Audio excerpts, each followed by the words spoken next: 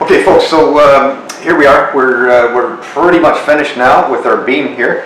So when this wall was here, when we removed it, we did find a little bit of lath and plaster, as I said earlier in the video. So I bagged some up and I sent it to an environmental lab in Mississauga, Ontario, and they tested it for me. And it came back, so there was two layers. So there was a top layer and then there was a bottom layer. So there's a skim coat and then there's a cement layer. So one of the layers, so the first layer had 0 asbestos in it, and the second one had a very, very minute amount, they said, but it was well below the provincial standard. So they said that just carry forward as if it's normal. They said there is so little in it, it hardly read. So anyways, if you want to just look here, this is what a lab test looks like. So you just send it out and they send you a thing back, and we did a 24-hour test. So you can do it. You can do 1 day, 2 day, or 5 day, whatever you prefer. You pay a little extra. I paid $100 to have it done overnight because I already had this mess. So I actually even though it was safe, I still plasticed everything off, and I sealed it all up. Everything was taped to the floor, taped to the ceiling, taped to the walls, and then inside I actually had a circular thing, so the plastic actually went around and around, so that I actually had to go through a tunnel to get back out. That way, I didn't drag any of that dust with me. Even though I was suited right up with I had a Tyvek suit on, and I had a respirator and all that, and I had a hood and everything, and I was pretty well sealed up. You don't want to be breathing the dust in anyways. So there you go. So we did this all. It's all pine. As I said, this was not a structural wall at all. And this beam here, if you look up here where the white beam meets the new beam, the wood beam, that was just hanging there. So this beam here is actually just fastened to the floor joist. So there is no structural integrity to this at all. So, but what I did with this pine here is I bought little black screws. They're 2 inches long, and they're number 6 screw.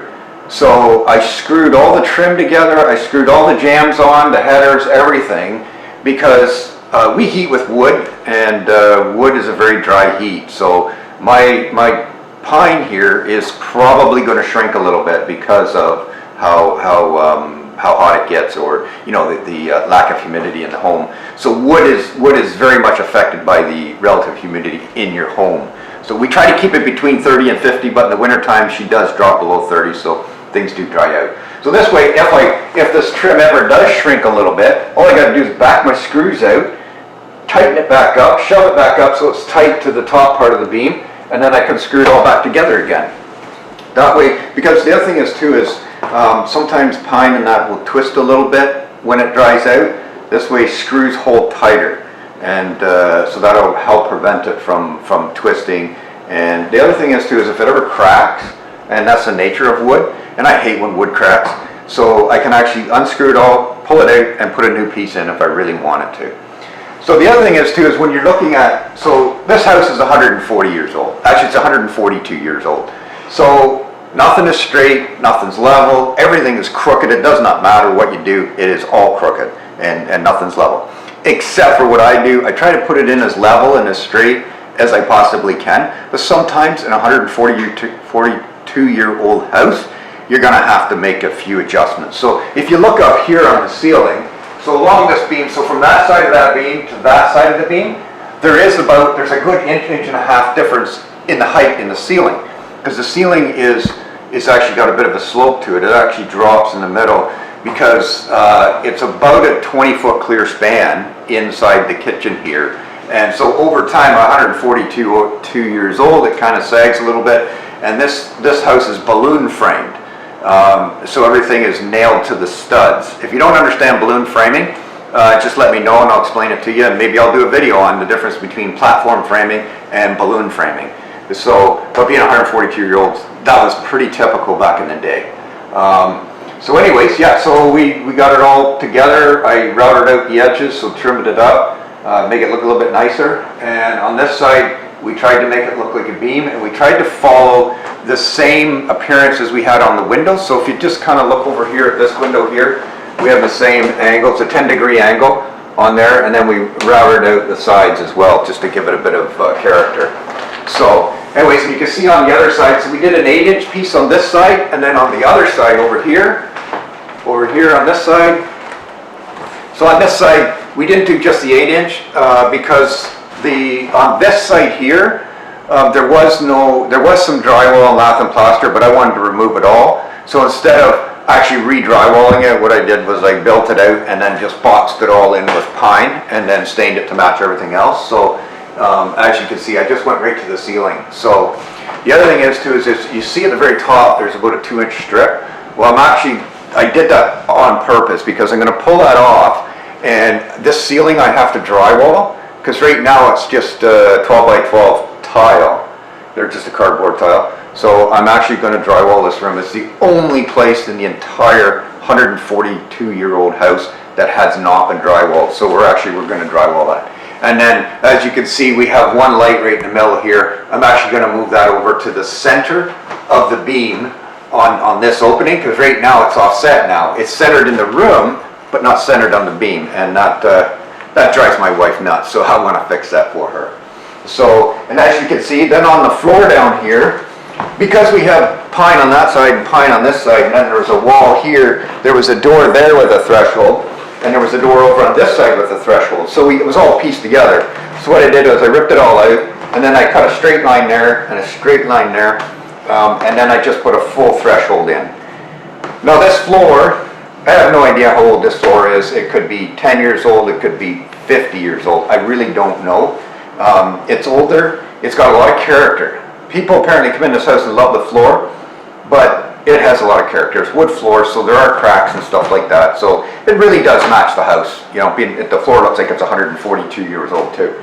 So anyway, so that kind of neat and tidied that up. And someday if I'm still here, I may just actually rip up all this floor and put all new hardwood in. But for now, everybody seems to really like the pine floors, and you know, it really gives character. It makes the house look old, which it is. So anyways, and then I used a urethane. I put 4 coats on everything. I used a floor urethane to give it a good solid surface. This way it will wear well. And I screwed that down as well. And as you can see, if you look anywhere, we come back on this side again. I don't know, you probably can't even see it in the camera, but you can't really see the screws that I used. They are very small and they're blackheads, so you don't even really see it. So if it doesn't shrink, or you know, maybe in a year's time after we've used the wood stove, I may actually fill the screw holes, the screw heads, and then stain them up to match. So, but for now, I'm leaving them open because it is a good idea to wait and see how your wood is going to react, because it could shrink a lot. I have some trim we did in right beside the wood stove, and the trim beside that has actually shrank, and now I have a 1/4-inch gap at the bottom of the trim, which I always make sure my trim is dead tight. If it's not dead tight, I go and cut another one. So anyways, but now I'm going to just pull it off, and I'll put a new one in, and then I'll do the same thing. I'll probably just put a couple screws in it just to hold it until it dries out again. So anyways, there you go. That's our opening. So if you just want to stand back there, you can see how much bigger the room is now. We can actually, in this room now, we can actually fit at least 20 people at tables.